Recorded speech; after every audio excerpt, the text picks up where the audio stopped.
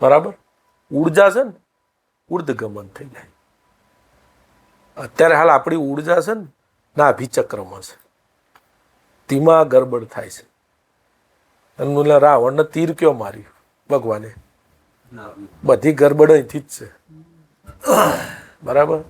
મજવા છતાંય કામ ઉપર વિજય નહીં પ્રાપ્ત થાય, ક્રોધ ઉપર વિજય પ્રાપ્ત. ગુલામી ના થઈ. સિકંદર બાદશાહનું મોરારી બાપુ જે ઉદાહરણ આપતા હતા ફકીરનું, એટલે કે બાદશાહ બોલાવે છે કે નથી આવું. બાદશાહ કે તારે ગરદન ઉડાડ દે કે નહીં આવું, કે બાદશાહને કંઈ કામ હોય તો અહીં આવે. બાદશાહે 2-3 વખત કીધું ને કે હું તમને મળવા આવ્યો બાબા, કશું જવાબ ના આલ્યો. એટલે કે હું તમને મળવા, સિકંદર બાદશાહ કે ગુસ્સો આવી ગયો ને જવાબ ના આલ્યો. એટલે કે કોઈ સેવા, એક જ સેવા છે, થોડા હટી જાઓ તો કે સૂર્યનો પ્રકાશ મારી પર આવે. સિકંદર બાદશાહને એમ કરો, આટલો મોટો માણસ, એમને સમજાય. બાપજીએ થોડો સત્સંગ કરે ને કે મેં તને જવાબ ના આલ્યો, તને કે ક્રોધ આવી ગયો ને. હવે ક્રોધ કેમ તું કરે છે ને? તું કે મારી ગરદન કાપી દે કે બાદશાહ, પણ ક્રોધ નહીં આવે કે. તો નક્કી ના થયું માલિક કોણ છે? આખી દુનિયા વિજેતા કરી લીધી હતી તો એ ગુલામ હતું.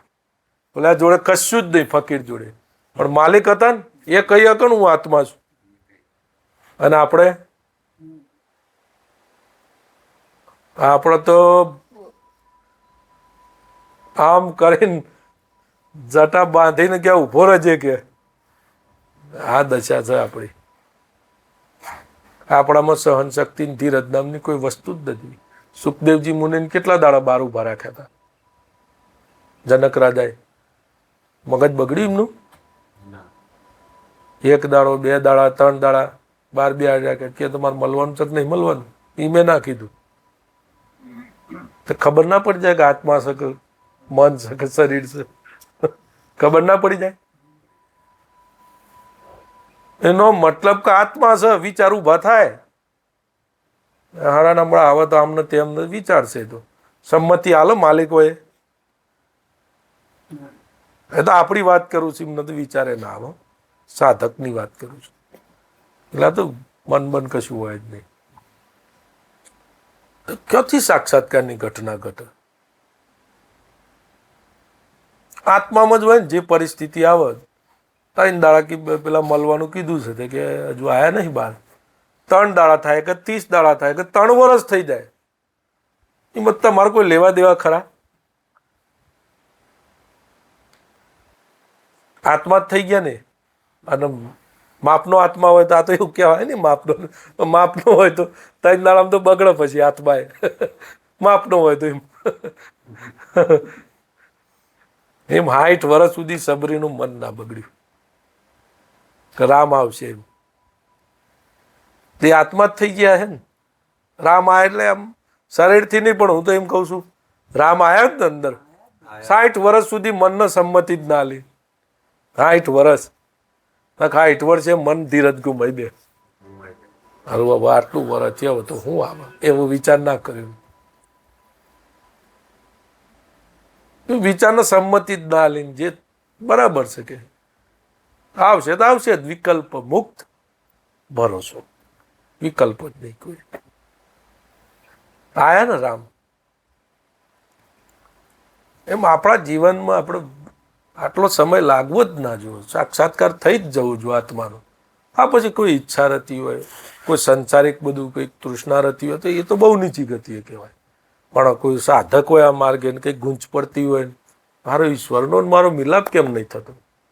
જનક રાજાને જે ઘટના ઘટી મારે કેમ ઘટતી નથી? બાપજીને કોઈ સંત હોય તો ઊભા રાખીને કે બાપુ 2 મિનિટ મને આપો એમ. મારો ને આત્મા ને પરમાત્માનું મિલન કેમ નથી થતું? કોઈ કામ, કોઈ ક્રોધ, કોઈ લોભ, કોઈ મોહ મારા અંદર પડેલું છે. શું સમસ્યા શું છે? તમે એવો પ્રશ્ન કરવો જોઈએ. મન વિચારો બહુ કરે છે ને આ તો આ બધા આ પ્રશ્નો છે. મારા ને ભગવાનના મિલનમાં અડચણ શું છે? વાત તો આટલી જ હોય ને. કઈ પ્રશ્ન ઉઠે આપણને પોતાને લગભગ ખબર જ હોય અડચણ શું છે. ખબર ના હોય ઓલે જેને તડપ હોય એની વાત જુદી રહી, પણ લગભગ ખબર જ હોય આપણને શું નડ હશે. મેં જ પકડી રાખ્યો છે કોઈ વિચાર. જો જે છોડવામાં જ્યાં એ મનને પકડાયું, ગળ છોડ દો, આ છોડ દો. કોઈ વિચાર આવ્યો ને, વિચારને સમર્થન આવ્યું ને, ગળ છોડ દો. અને આપણા જીવન પકડવામાં, આ પકડી લ્યો ને, આપણે પકડવામાં રહ્યા ને બીજા છોડવામાં રહ્યા. પકડવાનું છોડવામાં આમાં છેડો આવે, કારણ કે આ મનનું કારણ છે. એમ ગંગા સતીએ એવું કીધું કે તમે રે તમારું શીશ ઉતારો તો રમાડું 52 હવે આપણે શીશ ઉતાર્યું છે કે શીશ ઊભું છે? હજી ઊભું છે શીશ. તો શીશ ઉતારીને આપી દીધું હોય કે તન મન ધન સદગુરુને અર્પણ. અને ચોથું અહંકાર. બરાબર, એ ઉચકી છે ને આ બધા. તન મન ધન ને શીશ આપી દો. શીશ આપી દીધું, બરાબર. ગમે ત્યાં આખી પટ્ટી ફરે વિચારોની. આ શીશ ઊભું કેમ થાય પાછું? અહંકાર. એમ ગરદન કપાઈ ગયા પણ મરેલો કોઈ દાડો કોઈ ઊભું કરે? જીવતો છે ને, જીવે છે પાછું એક લોટો પાણી વધારે પી જાય વધારે જીવતો થઈ જાય, પછી તો મજબૂત થઈ જાય. આપણનું ગળું દબાવ આપણું. એટલે આ તો એક નામ આપ્યું સાક્ષાત્કાર. બાકી સાક્ષાત્કાર છે જ દરેકના આત્માનો. વાદળ હટી જાય, સાક્ષાત્કાર જ છે.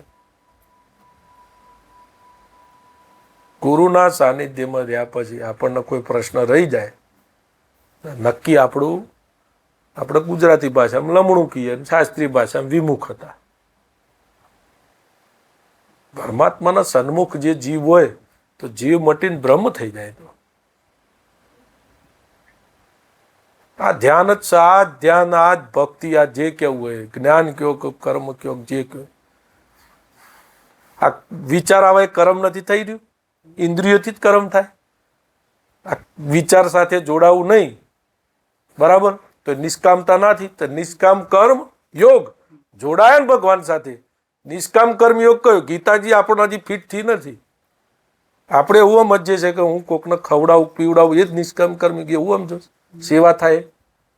નિષ્કામ કર્મ યોગ, ભક્તિ યોગ, જ્ઞાન યોગ, બધામાં યોગ કેમ જોડ્યો? આ બધું કરતા તમારો યોગ કયો છે? પરમાત્મા સાથે છો કે વિચાર સાથે છો?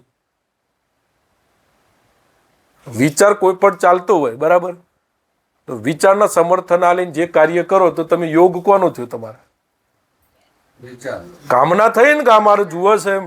નિષ્કામતા ના થાય. નિષ્કામ કર્મ યોગ, નિષ્કામ કર્મ યોગ થવો જોઈએ ને. ભક્તિ યોગ, જે કંઈ કરો છો, જે કંઈક કરો છો એ બધું જ પરમાત્માને સમર્પિત કરી દીધું. તમે એના કરતા થયા. યદ યદ કર્મ કર, જે કંઈ કરવું છે આરાધના જ છે ભગવાનની. ભગવાનને સમર્પિત ને, બરાબર. તો ભક્તિ યોગ, તો ભક્તિ કરતા ભગવાન સાથે ના જોડાય અને યોગ ના હોય તો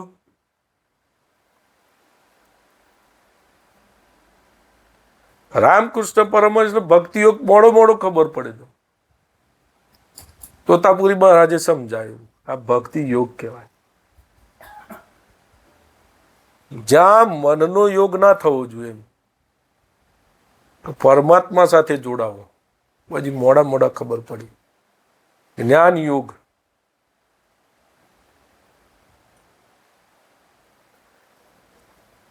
જ્ઞાન યોગ એટલે આ વિવેક જ છે. કોઈ પણ કર્મ આપણે કરીએ છીએ, બરાબર, તો કર્મમાં તમારી કોઈ ચાહના છે? ભગવાને શું કીધું? કૃષ્ણ ભગવાને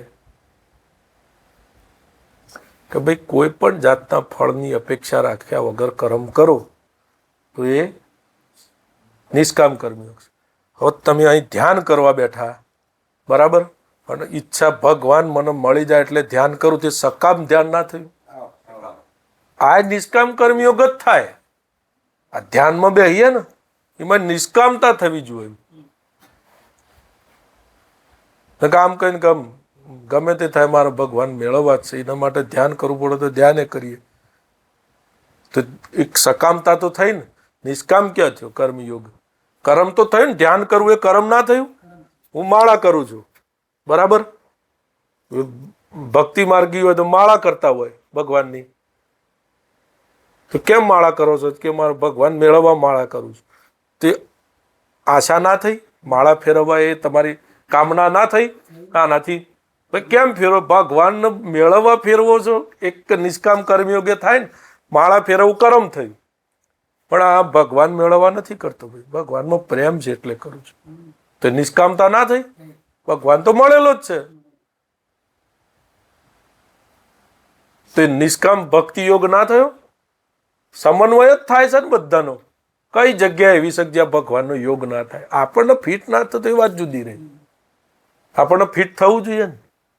હું જે કઈ કર્મ કરું છું એમાં ભગવાન સાથે જોડાઈને કરું છું, કે કોઈ આસક્તિથી કરું છું, કે કોઈ પ્રતિષ્ઠાનો ભાવ છે? કયો ભાવ છે?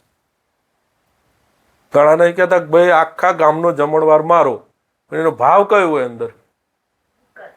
પ્રતિષ્ઠાનો ભાવ હોય ને, કે ભાઈ મને બધા મોટા કે હા હા જબરું કર્યું, તમે આખા જમણવારના પૈસા તમે આલી દીધા, એટલે પુણ્ય બંધાશે. ભક્તિ ના કહેવાય. ભક્તિ તો ભગવાન સાથે જોડાઈને ભક્તિ કહેવાય, પુણ્ય સાથે જોડાઈને ભક્તિ કહેવાય. પણ એક બીજો વ્યક્તિ હોય ને, ભાઈ આખા ગામનો જમણવાર મારા તરફથી, કેમ? કા ધને ભગવાનનું છે, મારું ભગવાનની વસ્તુ ભગવાનના કામમાં વાપરવાની. શું થયું? એ ભક્તિ. અને એમાં કોઈ આશા ખરી પ્રતિષ્ઠાની? લોકો મારી વાહ વાહ કરે, લોકો મને જબરો કે તમે તો સારા માણસ છો. કોઈ અંદર કામના ના હોય ને, કશી જ જે કર્મ કરો એ નિષ્કામ કર્મયોગ છે. આપણને વજન નહીં લાગતું કોઈ બી કર્મનું? કેમ લાગે છે? અંદર કંઈક હશે જ. કર્મ કરતા પહેલા અંદર હોય તો જ વજન લાગે ને. એ મૂળ સાર વાત એટલો છે. વાત તો લાંબી ઘણી થાય, પણ આ જ જન્મમાં ભગવાનનો સ્વાદ નથી મળતો. આનાથી મોટી આમ અભાગ્યો કહેવાય જીવ, કે આ જ જન્મમાં આ મનુષ્ય કલેવરમાં ભગવાનનો સ્વાદ ના મળ્યો. પાવર વધવો જોઈએ ને. તમારો પાવર વધે તમે બીજાને અર્થિંગ આલી શકો. આપણે જ માય કાંગલા જેવા હોઈએ તો ખબર ના પડી જાય કે આર્યની ઉર્જા કોઈ મહાપુરુષ હોય તો ઉપર ઉઠાવો. દ્રષ્ટિ કરે તો એની ઉર્જા નાભીમાંથી ઉપર ઉઠી જાય. ઉર્જા પર હૃદય ચક્રમાં આવે તેવા હારા હારા ભાવ કરે છે. સારા ભાવ નથી કરતી? પ્રેમ, આંસુ, વિરહ, સારા ભાવ, ક્ષમતા. એ ખબર નહીં પડતી કે કોકનો પાવર ઉર્જા મારી ઉર્ધ ગયો. એનો જ વ્યક્તિ પાછો આ સત્સંગના મહાવરામાં દૂર થઈ જાય. કામ, ક્રોધ, લોભ, મોહ બધા શત્રુ ઉપર ચડી જાય. સારી ખબર જ પડી જાય કોકનો પાવર કામ કરતો દાદા. ખબર જ પડી જાય ને, આ મારો પાવર નતો એમ. ને મહાપુરુષના ઓરામાં રહે ને તો પછી ધીરે ધીરે ધીરે ધીરે આ ઉર્જા છે ને બ્રહ્મરંધરમાંથી બહાર નીકળી જાય, બ્રહ્માંડ હાથે કનેક્ટ થઈ જાય. પછી વાંધો ના આવે. પછી તો એકત્રીકરણ થઈ ગયું, એકતા થઈ ગઈ. પછી કોઈ ભેદભાવ નહીં એમ. એના અભેદ થઈ ગયું બધે. પછી એને કોઈ શત્રુ કે મિત્ર કે કશું જ ના રહે. પણ ક્યાં સુધી મહાપુરુષની જરૂર સમજવાની જરૂર છે. અને એ સમજવું જોઈએ કારું મને હજુ આવા ભાવ થાય છે, એટલે હજુ મારી ઉર્જા નાભી કેન્દ્રમાં કહેવાય, બહુ નીચી કક્ષાએ કહેવાય.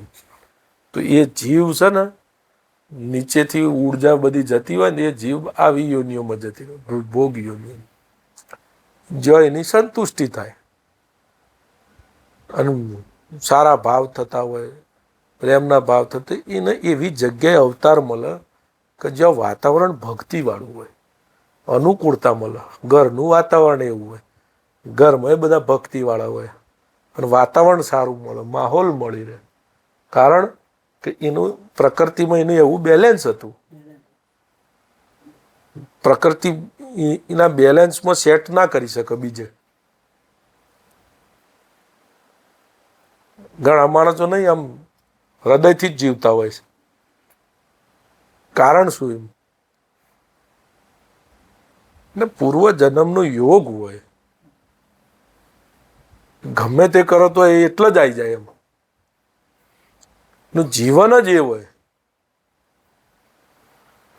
પછી તો સંતોએ બધું બતાવ્યું છે, જેમ પરમહંસ ને રામકૃષ્ણ પરમહંસ ને છેલ્લે કોઈ પણ જગ્યાએ વૃત્તિ ના રહી એટલે બ્રહ્મ અહીંથી ઉર્જા નીકળી વ્યાપક અનુભવ થયો ને એમને, એટલે પોતાનું જે મનનો કોન્ટેક્ટ હતો ને છૂટી ગયો, એટલે દેહનું ભાન વિસરી ગયા.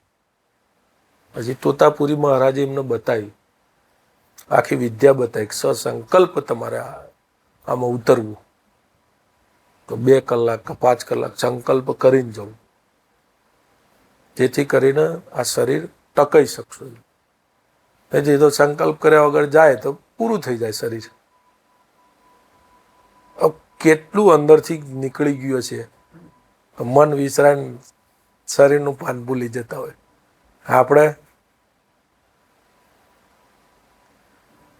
અંદરથી કેટલા ખાલી થઈ ગયા છે કે કશું જ ના રહ્યું. એમ પૂરેપૂરો પાવર લીધો. એમ એટલા બધા પાવરફુલ થઈ ગયા ને કે સ્વામી વિવેકાનંદને પાવર આપ્યો. એમને પાવર આપ્યો સ્વામી વિવેકાનંદ. સ્વામી વિવેકાનંદ એ ટાઈમે એવા વિચારો ચાલતા હતા કે આ બધા એક ભાઈ હતો ને, અગરબત્તી કરે છે ને આટલા બધા ફોટા રાખે છે ને આટલું બધું હોય, ચિત્ત ચંચળ થાય, એક ફોટો રાખત બરાબર. એ ટાઈમે એવા વિચારો આવતા હતા એમને. જ્યારે રામકૃષ્ણ પરમહંસે ઉર્જા ટ્રાન્સફર કરી ને એમનો સંકલ્પ સિદ્ધ થયો તો પેલો ભાઈ બધા ફોટા ભેગા કરીને નદીમાં નાખ્યા, ભગવાનના બધા ફોટા. તો કરી શકે છે ને મહાપુરુષ, એની સમર્થતા તો બતાવી ને. એમને એમ તો કોઈ બોલે નહીં ને કે સર્વ ધર્માન પરિત્યજ્ય મામ એકમ શરણમ વ્રજ અહમ ત્વા સર્વ પાપેભ્યો મોક્ષિષ્યામિ મા. કોઈ બોલે જ નહીં ને. આપણા બાપુને એક રેકોર્ડિંગ પડ્યું છે, સત્પુરુષ બોલી શકે એમ અને કરીએ શકે એમને એમ ના બોલતા હોય એમ. એટલે જ કીધું ને સમર્થનો આશરો. એ ઘડીએ રામકૃષ્ણ પરમહંસે પછી એમને પાવર લઈ લીધો. એમ કે આ ખોટું કહેવાય. એમ દરેક જીવ સ્વતંત્ર છે, એની જે મરજી આવે એ રીતે ભક્તિ કરે. તમે સમજતા નથી ને આ બધું આમ ને તેમ, એવું નહીં. હજુ એમ કે તમારે કંઈક આ જે સમાજમાં બની રહ્યું છે તમને અસ્વીકાર છે. એટલે આ બધી ઘટનાઓ આપણા માટે પ્રેરણાદાયી છે. મૂળ વાત એ હતી, આપણે બેઠા છીએ તો બેઠા જ હોવા જોઈએ. એમ વિચારો ગમે તેટલા આવતા, ના આવે તો શું વાંધો. કોઈ પણ વિચારનો મહત્વ ના આપો તો એ વિચાર પછી રે જતા રહે. પણ કોઈક વિચારનો મહત્વ આપી દીધું તો, દાખલા તરીકે મેં એવું મહત્વ આપી દીધું મારા 100 કરોડ રૂપિયા કમાવા છે, મહત્વ આપી દીધું ને વિચારને. હવે 100 કરોડ ભેગા નહીં થાય ત્યાં સુધી મને ફેરવ કરે હે. અને અત્યારે હાલ જ મૂકી દઈએ તો વિચારને. એટલે પછી બાપુએ ભજન બનાવ્યું. આપણા બાપુએ હો રે જીવ મનથી બંધાય છે, મનથી બંધાય અલ્યા મનથી છૂટાય છે. હો રે જીવ મનથી બંધાય છે, ઉગરવાનો આરો નથી ને ભવના ફેરા ખાય છે. જો જાય મન ત્યો ત્યો ફસાય છે. મન જો જાય ને ત્યો ફસાય છે. મન લોભમાં જાય તો ફસાય, કામમાં જાય તો ફસાય, ક્રોધમાં જાય તો ફસાય. જો જાય ફસાઈ જાય. કેમ કે જો જાય ને એવું ભૂજ કરે.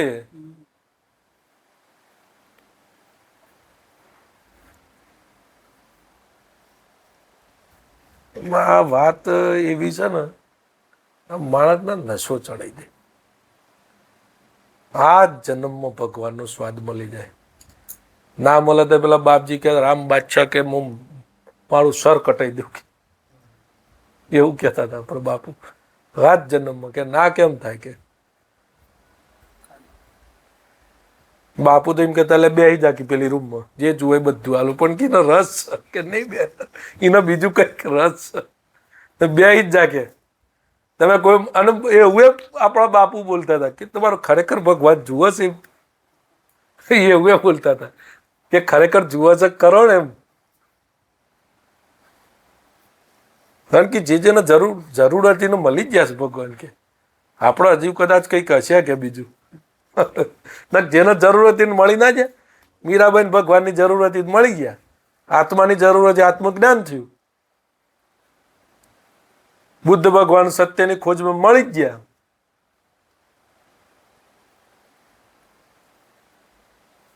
પણ સત્યની ખોજમાં નીકળે છે ઘણા, ગીતાએ કીધું ને,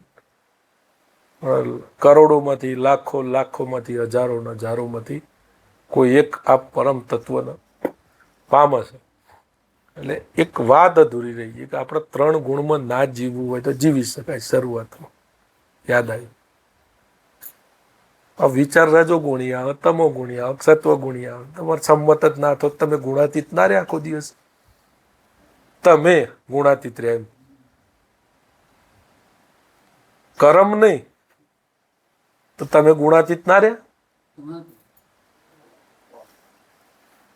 તો ગુણાતીત જીવન જીવવું જ ના જીવાય.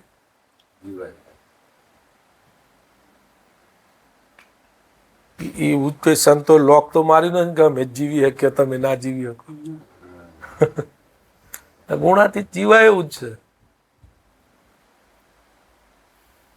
મારી ત્રિગુણી માયા ભગવાને કીધું ને મહાદુસ્તરની, પણ પછી બહુ ટાઈમ દુસ્તરની ના લાગે.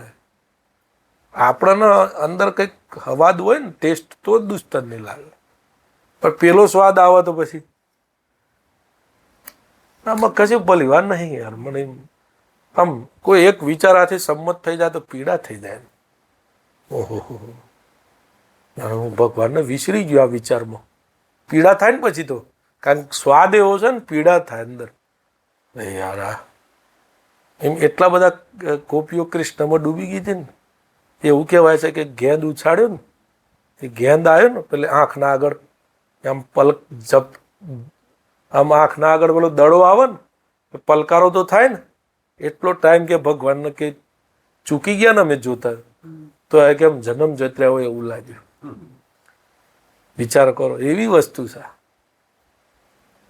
એમ. આ ગોપી આ ઇન્દ્રિયો ભગવાનનો રસ પીતી હોય પછી બીજું ગમે, બીજું પછી એક વિચાર કોઈ આવે ને વિચાર સાથે જોડાઈ ગયા તો આપણને એમ લાગે કે એમ કે પીડા થઈ જાય કે કયો આ મન ખેંચી ગયું. પણ જો કે પછી એટલું બધું તરબોળ મન ના ખેંચે, મન જેવી કોઈ વસ્તુ જ ના રહે. હજુ તો આપણી એટલી અવસ્થા નથી, મનને સમજ્યા જ નહીં. અંદરથી આ અંદર પાવર જે છે ને એના ઉપર આપણે નિષ્ઠા નથી, એટલે મનનું બળ છે. આત્મીય બળ આવે તો પછી મનની બહુ વાતો ના રહે એની જોડે.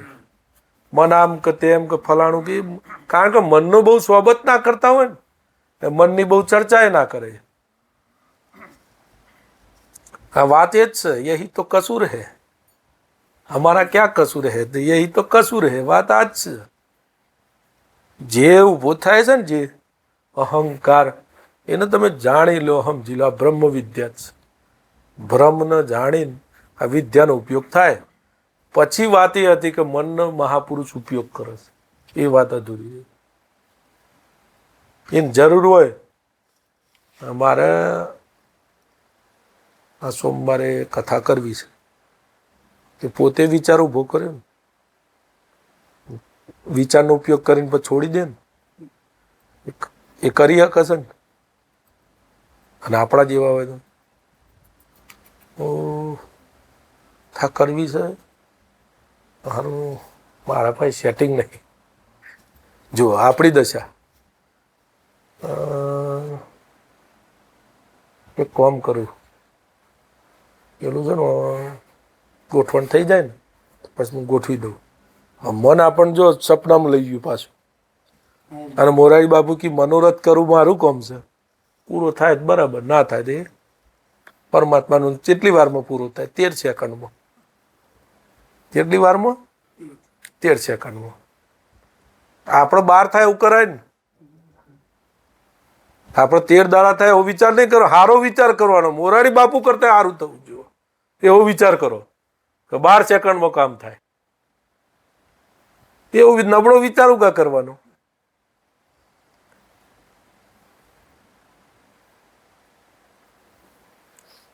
બધું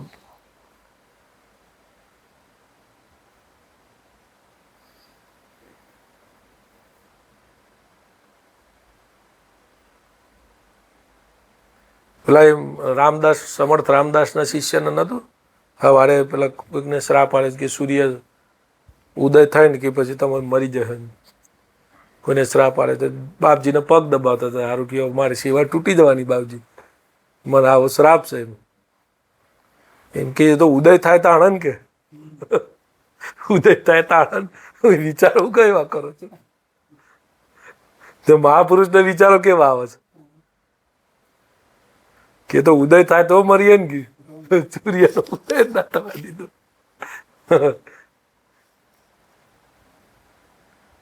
તો બહુ રીતે આમ જાય છે. એનો પાવર છે આત્માનો. આપણી દ્રષ્ટિ ના હોય એટલે એવું થોડી નબળાઈ લાગે, નહીં તો રાજી થઈ જાય. જેની અવસ્થા ધીરે ધીરે આત્મા તરફ જાય ને એ શુષ્ક ના થાય. બધાને કે શુષ્ક થઈ જાય છે, એ ખોટી વાત છે. તમે બુદ્ધિનો વધારમાં અટવાલો તો શુષ્ક થાવ. બાકી જેની આત્મામાં સ્થિતિ વધે ને તો ગુરુને યાદ કરી કરીને રોદન ફાટ રોતા હોય, સાલું આ કયો હતો હું એમ. આ અવસ્થા તો આ તો ઋષિ મુનિઓને દુર્લભ છે. આ તો તપ કરી કરીને મરી ગયા લોકો. અમે હતા ઊંડા જળ બેટમાં, જે સલે કીધું એજી રુદિયો રૂવન માયલો ભીતર જલે. સારું આ કયો અને મારા ઉપર આ રહેમ. એક નંબરનો કે હું પાપી માણસ, મારા કરતા આ સમાજમાં કેટલા સારા માણસો હતા, તોરણે મારા ઉપર કરુણા કરી. વિચાર કરો. આ નથી કહેતા કે આત્માનું ચિંતન કરે શુષ્ક થઈ જાય એવું હોય. વધારે પડતું તમે બુદ્ધિનું મહત્વ લો તો શુષ્ક થાય ને. પરમાત્માનો તરફ જે જીવ જાય એ શુષ્ક થાય. જેટલો શાંત થાય એટલો પ્રેમી થાય. ચંચળ માણસને કોઈ દાર આંસુ આવે. શાંત માણસો જ રોયા છે ને, નિરપેક્ષિત માણસો જ રોયા છે ને. જેને ચંચળતા હોય એ રોવો ખરા, પણ એ બીજું રોતા હોય. હો મારે તો આટલું નુકસાન. એ રોતા તો હોય ચંચળ માણસો, પણ બીજા રોદડા રોતા હોય. એ તો જે ભગવાનના વિરહમાં એકદમ નિસંકલ્પ થઈ ગયા એ લોકો રોયા છે. એટલે એ વાત પર કોઈ મને તથ્ય લાગતું નથી. પછી જે જેની અવસ્થા હોય કે ભાઈ આત્મા તરફ ચિંતન થાય શુષ્ક થઈ જાય એવું કોઈ વસ્તુ નથી. આત્મા તરફ ચિંતન થાય અથવા આત્માનો રસ પ્રાપ્ત થાય, શુષ્ક ના થાય. એ તો ઉલટાના ભગવાનમાં ડૂબેલો માણસ શુષ્ક હોય કે પ્રેમી હોય.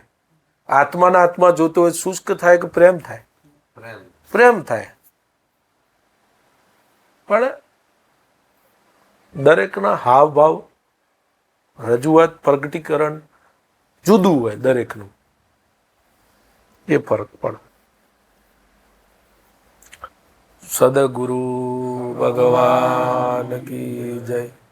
સનાતન ધર્મ કી જય.